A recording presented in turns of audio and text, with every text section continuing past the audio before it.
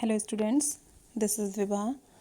Today I am here with a new topic. The topic name is Xerund. As you can see on your screen, the name of the topic is mentioned here, Xerund. I have written here. What is a Xerund? Actually students, it is a part of a verb. When you will read about verb, then you will find out what the actual topic come from. यहाँ कहाँ से ये topic हमारा आया है. I will discuss it in my video. When I will I will teach you the topic verb. But today this video is just on the request of one of my friend. So I will tell you about Xerund. What is a Xerund? Xerund is also called a verbal noun. Xerund जो है जिसे हम verbal noun भी कहते हैं. Why we call it verbal noun? I will tell you.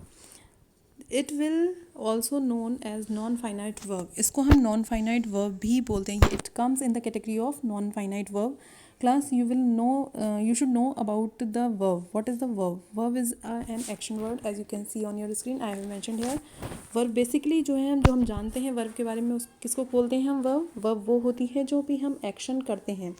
It is the basic definition of a verb, but not completely. I will discuss it in the topic when I will discuss about verb. So in brief, I will tell you that the action words are known as verb. So what you will get from here, that action words यानी कि means जो हमारा topic है Xerund, it is related to the verb. Something is hidden in it. यहाँ पर जो हम इसको noun कह रहे हैं, verbal noun कह रहे हैं, verb से इसका relation create करें, तो there is something behind it. कुछ है. So let us start to know about it कि what is behind it. ठीक है. So verb, as you know that action word is called verb. The word is divided into two parts, the finite verb and non-finite verb. What are the finite verbs? Finite verbs are those, as you can see on the screen, the verbs, those can be changed according to tense and the number of the subject. Finite verbs वो होती हैं जो affected होती हैं. कब? जब हमारा कोई टेंस चेंज होता है. मीन्स हम पहले प्रेजेंट में बना रहे थे, फिर पास्ट में बना रहे हैं, फिर फ्यूचर में बना रहे हैं, या और भी किसी भी अदर काइंड में हम जब जाते हैं, तो जो वर्ब अपना फेस चेंज कर लेती हैं, या उनकी फॉर्म चेंज हो जाती है, या उनका जो स्ट्रक्चर है वो चेंज हो जाता है, तो these type of verbs are called finite verbs. Got it? And what is the non-finite verbs? So you can see that non-finite verbs are three types. As you can see on your screen, non-finite verbs are all gerund, participle and infinitive. Non-finite verbs हमारी वो होती हैं, तीन होती हैं, gerund, participle and infinitive. ये वो verbs होती हैं जिनमें these verbs can never be change. ये वर्ब वो होती हैं जो कभी भी चेंज नहीं होती, चाहे आपका कोई भी टेंस हो, हमेशा एक ही फॉर्म में होती हैं हमेशा. ठीक है. They remain same. वो हमेशा सेम रहती हैं, चाहे आपका कोई भी सब्जेक्ट नंबर आ जाए, कोई भी प्लूरल सब्जेक्ट हो, सिंगुलर सब्जेक्ट हो, आप पास्ट में लिख रहे हो, प्रेजेंट में लिख रहे हो, जिस भी टेंस में आप चले जाएँ या जिस भी सब्जेक्ट नंबर के साथ आप इसको यूज़ करेंगे, it will remain same in structure. ठीक है. इनके स्ट्रक्चर में कभी भी कोई भी चेंज नहीं करते हैं. ठीक है. तो ये हो गई हमारी नॉन फाइनाइट वर्ब. मतलब ये फाइनाइट नहीं, नॉन फाइनाइट होती हैं. ठीक है. हमारी फाइनाइट वर्ब्स क्या होती हैं, जो मैंने अभी आपको बताया. फाइनाइट वर्ब में टेंस का इफेक्ट पड़ता है और number of the subject means subject singular number में है, प्लूरल नंबर में, इसका इफेक्ट पड़ता है. फाइनाइट वर्ब और नॉन फाइनाइट को हम यहाँ से डिफ्रेंशिएट करते हैं. फाइनाइट वर्ब्स हमारी चेंज हो जाती हैं, नॉन फाइनाइट हमारी चेंज नहीं होती. इसके कौन से तीन, नॉन फाइनाइट के कौन कौन से थ्री काइंड्स होते हैं? Gerund, participle and infinitive. So today I am going to discuss with you which part? The first part, Gerund. ठीक है. हम कौन सा डिस्कस करने जा रहे हैं? Gerund. Okay. So let's go through the example. Finite verb के कुछ examples देख लीजिए, आपको और क्लियर हो जाएगा. Suppose the example is he writes a letter. ठीक है. यहाँ पर हमारी verb है write. ठीक. What you can see in the screen, in the example, that he is a singular number. I have used write with s. हमने write use किया है verb की first form with s form. In the second sentence I have taken they write a letter. यहाँ पर से मैंने s remove किया है. क्यों? हमारा subject जब plural होता है तो verb की first form लेता है in present indefinite tense. The same verb I have used he wrote a letter. उसने लेटर लिखा, तो मैं कौन से टेंस में हूँ, I am in the past indefinite tense, so I use the same verb in the second form. In the next sentence he is writing a letter, तो यहाँ पर हमने राइट एक ही वर्ब है, आप देख सकते हो. फर्स्ट मैंने यूज़ किया writes, then write, then wrote, then is writing. तो इसका स्ट्रक्चर आप देख रहे हो, जब हमारा सब्जेक्ट सिंगुलर हो रहा है, प्लूरल हो रहा है, या हमें टेंस चेंज करना है. Last sentence is in present continuous tense.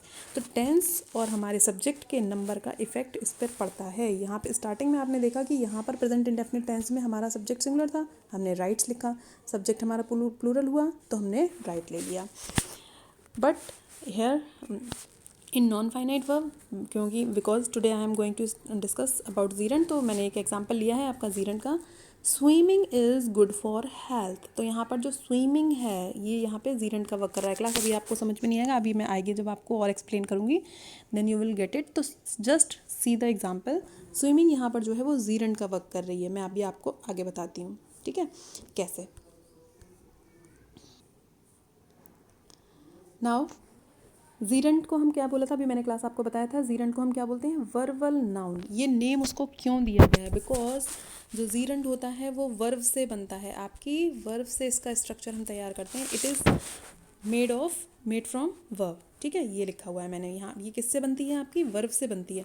But noun हमने इसको क्यों बोला है, क्योंकि it works as a noun, क्योंकि ये वर्क किसका करती है, नाउन का. सो 2 पॉइंट आपको यहाँ पे याद रखने हैं. इसको हम वर्बल नाउन क्यों बोलते हैं, because it is made from verb. हम इसको वर्ब से बनाते हैं जीरेंट को, लेकिन ये वर्ब का काम नहीं करता. It works as a noun. ये वर्क किसकी तरह करता है, नाउन की तरह. जैसे नाउन हमारा कहाँ कहाँ आता है, सब्जेक्ट की जगह, ऑब्जेक्ट की जगह, ठीक है. नाउन हमारा वहाँ आता है, वहीं पर हम इसको जीरेंट को यूज़ कर सकते हैं, क्योंकि ये वर्ब का काम नहीं करके बल्कि सब्जेक्ट का काम करता है. तो that's why it is called verbal noun. बनता कैसे है, as you can see on your screen that verb plus first form ING. Verb की फर्स्ट फॉर्म में हम जब आईएनजी लगाते हैं, it change into the gerundial form of the verb. जो हम वर्ब में जब हम आईएनजी लगा देते हैं तो वो हमारा कौन सी फॉर्म में चेंज हो जाता है, जीरेंट फॉर्म में, ठीक है. But at the place of noun, जब हम उसको उस वर्ब को आईएनजी फॉर्म को जब हम नाउन की जगह पे यूज़ करेंगे तभी वो जीरेंट होगा, अदरवाइज वो वर्ब का वर्क करते रहेगा, ठीक है. कैसे, so see the example. Reading is a good habit. यहाँ पर रीडिंग देखो मैंने यूज़ की है एक वर्ब जो है वो यहाँ पर क्या है, क्लास रीड, ठीक है. उसमें क्या ऐड किया हुआ है, आईएनजी. रीडिंग ऐड किया हुआ है मैंने, ING reading.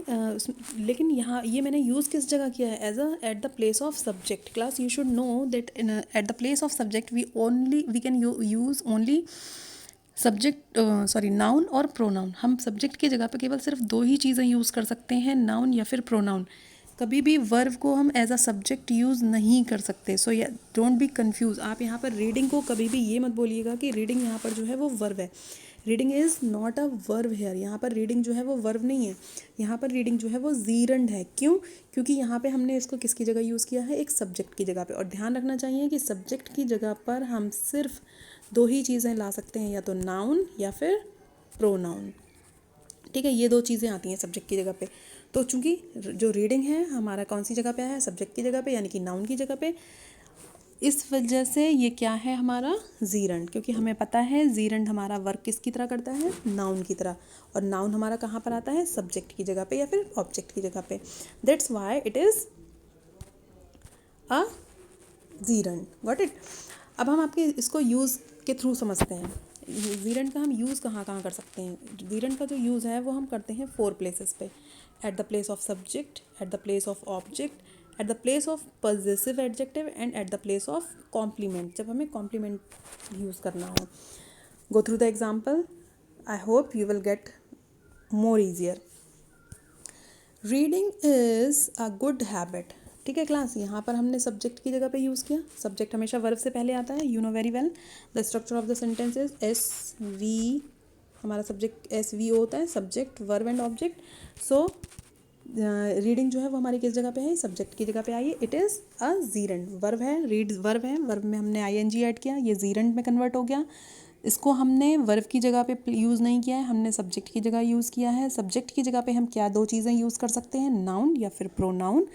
That's why it is a gerund, because gerund works as a noun. In the second sentence, you should give up smoking. अब आप यहाँ पर क्या देख रहे हो, यहाँ पे आपको लग रहा होगा स्मोकिंग में भी ing लगाया है, गिव अप, लेकिन यहाँ पर वर्ब क्लास हमारी क्या है, गिव अप, छोड़ देना चाहिए, ठीक है, तो ये वर्ब है। तो जो हमारा स्मोकिंग आया है एंड में, ये किस जगह पे आया है, ये हमारा आया है ऑब्जेक्ट की जगह पे, ठीक है, ऑब्जेक्ट के प्लेस पर आया है, क्योंकि वर्ब के बाद हमारा यू हमारा सब्जेक्ट है, शुड हमारी मॉडल वर्ब है, मेन वर्ब हमारी क्या है, गिव अप, छोड़ दिया और छोड़ देना चाहिए, और मेकिंग जो स्मोकिंग है वो हमारा ऑब्जेक्ट की जगह पे आया है। तो क्लास सेकंड पार्ट हमारा कहता है कि जो जीरेंट है वो ऑब्जेक्ट की जगह भी आ सकता है।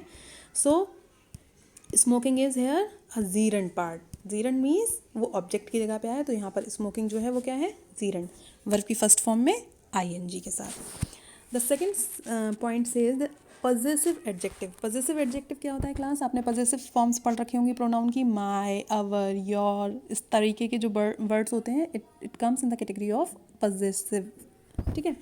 तो पजेसिव एडजेक्टिव्स ये होते हैं जब ये किसी नाउन से पहले लग जाते हैं, तो ठीक है, ये पजेसिव एडजेक्टिव का वर्क करने लगते हैं। Suppose Riya likes my singing, तो यहाँ पर माई क्या है, पोजेशन हो गया, और माई के बाद जब हम यूज़ कर रहे हैं वो क्या हो गया, जीरेंट की फॉर्म हो गई। क्यों, क्योंकि हमें पता है कि जब जो पजेसिव एडजेक्टिव होता है वो अपने बाद हमेशा सिर्फ नाउन लेता है।